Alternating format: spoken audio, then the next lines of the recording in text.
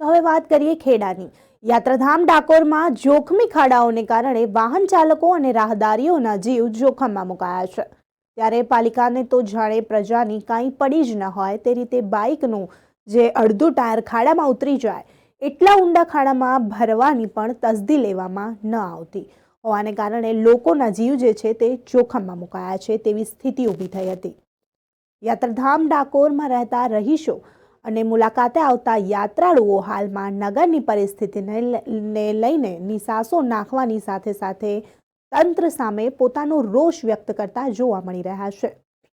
ડાકોરમાં તંત્રની નિષ્ક્રિયતાને કારણે ભોગવવાનું સામાન્ય પ્રજાને ભાગે જ આવી રહ્યું છે। વારંવાર બદલાતા ચીફ ઓફિસરોને કારણે નગરનો ઉદ્ધાર થતો ન હોવાનો રોષ પણ પ્રજાજનો જ વ્યક્ત કરી રહ્યા છે। નગરમાં જ્યાં જુઓ ત્યાં કચરાના ઢગ, જ્યાં જુઓ ત્યાં ખાડાઓ અને જ્યાં જુઓ ત્યાં ગટર ઉભરાવવાની સમસ્યાને લઈને પ્રજા અને યાત્રાળુઓ પરેશાન થઈ ગયા છે। તો ડાકોરના ભરત ભુવનની પાસે રોડ પર જ પાણી ભરાયેલું રહેતું હોવાને કારણે આ માર્ગ પરના ઊંડા ખાડાની સ્થિતિની અજાણ વાહન ચાલકો જે છે તે પરેશાન જોવા મળી રહ્યા છે અને જે વાહન ચાલકો છે તે આ ખાડામાં પટકાય છે।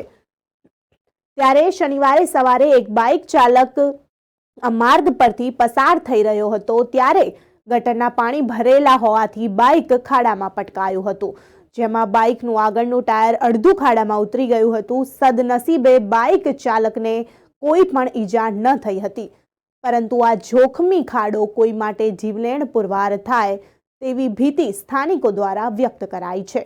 તો ખાડાની નજીકમાં જ જીડી ભટ્ટ હાઈસ્કૂલ આવેલી છે અને ત્યાં 200થી વધુ વિદ્યાર્થીઓ અભ્યાસ કરવા માટે આવે છે। ત્યારે આ ખાડો કોઈ માટે જીવલેણ પુરવાર થવાની શક્યતા છે।